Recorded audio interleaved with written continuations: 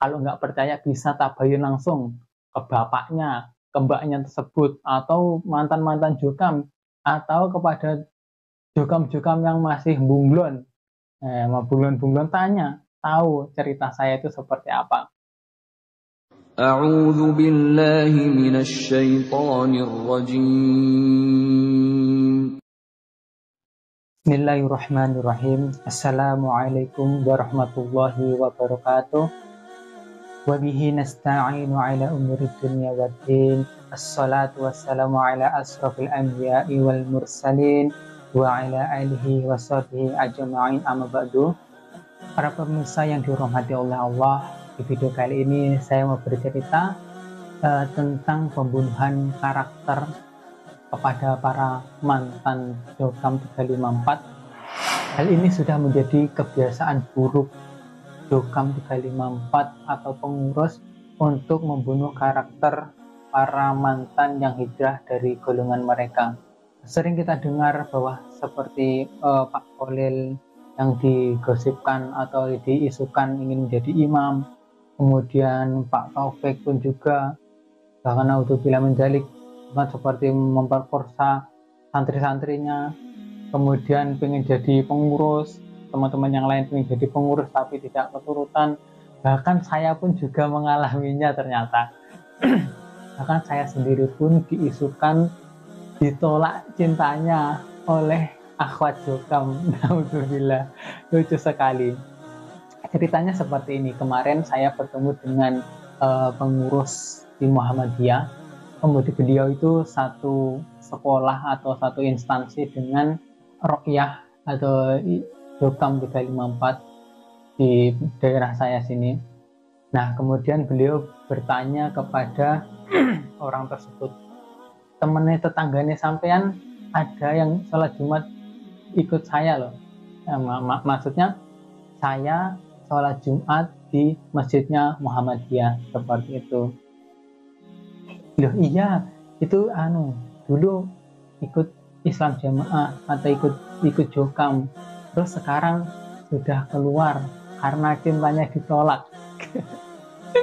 Nah, pada kesempatan kali ini atau di video ini saya mau mengklarifikasinya. Sebenarnya saya tidak ingin menceritakan masalah hal pribadi saya, akan tetapi ya lucu saja. Ini ya untuk memberikan pencerahan atau pengarahan kepada jemaah-jemaah biasa atau rokyah biasa yang ada di Jokam, bahwa hal yang terpenting itu adalah tabayun.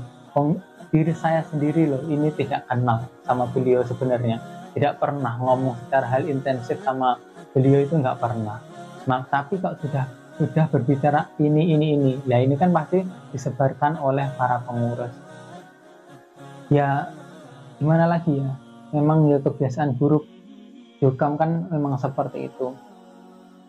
Sebenarnya kisah saya itu memang saya mau menikah dengan akhwat Jokam atau perempuan yang ada di Jokam, itu teman mondok HB saya di daerah saya.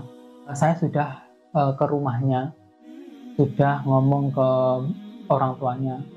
Itu sebelum saya ngomong ke orang tuanya ya memang saya dulu ngomong ke pengurus pondok, terus kemudian disampaikan kepada mbaknya tersebut.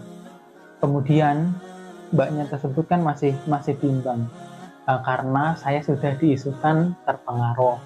Nah, akhirnya mbaknya ini ngomong ke bapaknya, kemudian bapaknya meyakinkan agar menerima saya. Nah, kemudian yakinlah, mbak ini sudah yakin dengan saya. Kemudian akhirnya saya langsung datang ke rumahnya. Langsung saya ngomong ke bapaknya, memang saya ingin serius lah intinya, memang serius dengan mbaknya tersebut. Ya saya ngomong kalau ini ya memang saya buat serius dan saya tidak main-main. Ya memang kalau boleh ingin saya nikahi, saya lamar, seperti itu. Dan kemudian bapaknya pun juga mensetujuinya, mengiyakan. Saya sudah berapa kali ya, 2 atau 3 kali main ke rumahnya. Kemudian calegnya saya pun juga pernah saya ajak ke sana, saya sendiri pun juga pernah. Saya dengan pengurus pun juga sudah pernah ke sana. Insya Allah pun pengurus juga tahu kalau saya sudah hampir mau nikah, sudah saya tembung, ya tinggal menunggu hari saja, tinggal menunggu hari saja. Tapi diisukan kalau cintanya ditolak. Ya lucu sebenarnya. Ya memang kalau jemaah biasa itu nggak tahu ya hal-hal seperti itu. Yang tahu ya mungkin pengurus dengan orang-orang terdekat saya. Kalau nggak percaya bisa tabayun langsung ke bapaknya, ke mbaknya tersebut, atau mantan-mantan jukam, atau kepada jukam-jukam yang masih bunglon.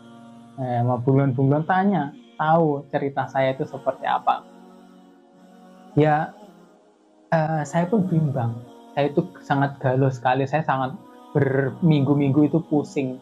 Saya ingin tetap di dalam jokam, terus nikah sama wanita yang saya sukai, atau menasehatinya, kemudian saya ajak keluar, atau meninggalkannya. Ya, meninggalkan wanita tersebut, wanita yang saya sukai meskipun sangat berat sekali.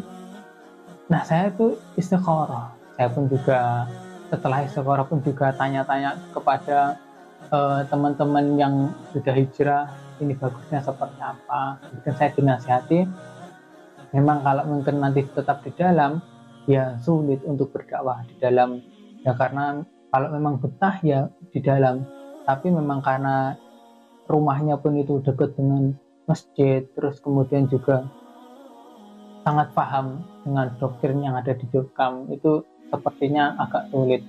Atau meninggalkannya dan mencari wanita yang lain. Wanita pun banyak setelah hijrah itu kenal siapa, kaum muslimin itu banyak, karena ya doktrin di Jokam itu tidak boleh nikah selain sesama Jokam, karena paham takfiri itu.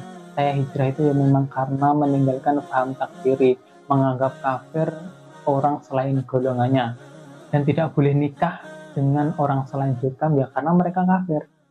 Sebelum dia ngaji dulu di Jokam ya nggak boleh nikah sama Jokam. Nah akhirnya saya pun memutuskan atau mengambil keputusan, yaitu meninggalkan wanita yang saya sukai meskipun dengan sangat berat. Ya karena apa? Karena saya takut dengan akhirat saya. Saya berpikir seperti ini, rezeki, jodoh, mati itu sudah ada yang ngatur semuanya, sudah dijamin sama Allah. Yang belum dijamin itu apa? Surga kita. Nah maka itu saya harus berpikir, saya harus berikhtiar atau bagaimana untuk menggapai surga yang belum dijamin atau dijanjikan oleh Allah tersebut. Singkat cerita, ya saya akhirnya meninggalkannya. Meskipun saya tidak berpamitan dengan mbaknya tersebut atau bapaknya, saya pun juga bingung. Saya mau ngomong terus terang secara langsung pun juga bingung. Akhirnya saya pun ya mengambil keputusan ya meninggalkannya tanpa menghubunginya sama sekali. Ya sangat berat sekali. Saya pun juga berpikir ya sudah cocok lah, ingin mencari wanita yang cocok itu memang sulit. Tapi ya akhirnya ya saya niati, kalau memang meninggalkan sesuatu karena Allah, maka Allah akan menggantikannya dengan yang lebih baik. Saya yakin dengan janjinya Allah. Kemudian ya saya ingin memperdalam keilmuan juga. Akhirnya saya ya tetap melanjutkan kuliah saya di Prodi PAI. Kemudian saya juga belajar bahasa Arab. Kemudian saya juga belajar nahwu shoroh. Saya fokus untuk masalah keilmuan, ikut daurah, ikut taklim. Kemudian ya saya pun saat ini sudah dikenalkan dengan akhwat yang alhamdulillah lulusan pondok. Saya sebenarnya nggak pengen cerita sih, tapi ya saya bersyukur atau menceritakan nikmat dari Allah. Jika kita meninggalkan sesuatu karena Allah, maka Allah akan menggantikannya dengan yang lebih baik. Nah saat ini saya sudah ta'aruf dengan seorang akhwat yang alhamdulillah juga lulusan ma'had, lulusan pondok, kemudian juga sekarang ngajar di pondok. Ya, alhamdulillah hafiz Quran, dan saat ini juga menempuh pendidikan di Mesir. Masya Allah pun Ya, saya tidak pernah membayangkan hal seperti itu. Tapi ya ini janji Allah. Maka kita akan meninggalkan sesuatu karena Allah, maka Allah akan menggantikannya dengan yang lebih baik. Sebenarnya saya itu kasihan terhadap jamaah-jamaah biasa yang hanya menerima doktrin atau menerima informasi dari satu pihak saja. Dan saya mengajak untuk saudara-saudara yang masih berada di Dukam, ayolah tabayun, tabayun kepada para mantan-mantan Jokam yang digosipkan ingin menjadi imam, yang ingin menjadi pengurus, yang cintanya ditolak, apalah itu. Tabayunlah, bukalah ini pikiran kita ini loh. Kita ini jangan mau hanya diombang-ambingkan oleh pengurus, hanya dicekokin dari informasi dari satu pihak saja. Ayo, jika pengen tabayun ya tabayun saja. Kalau memang kena pengen kepo atau Mas Anton kenapa kok keluar, ya tanya saja. Wong nomor saya juga tetap, ya sosmed saya juga ada, kemudian juga rumah saya pun juga dekat ya. Ya kenapa takut? Ya takut surganya hilang. Ya, semoga Allah memberikan hidayah taufik kepada saudara-saudara kita yang masih di dalam, yang pikirannya belum dibukakan oleh Allah. Semoga Allah segera membukakannya. Mungkin di video kali ini klarifikasi saya cukup sekian. Nanti jika ada teman-teman ini atau pemirsa yang juga mengalami pembunuhan karakter, juga bisa bercerita di kolom komentar juga hal-hal lucu yang dilakukan oleh saudara tua kita. Syukran ala ihtimamikum, jazakumullahu khairan wa barakallahu fikum. Akhirul kalam, wassalamualaikum warahmatullahi wabarakatuh.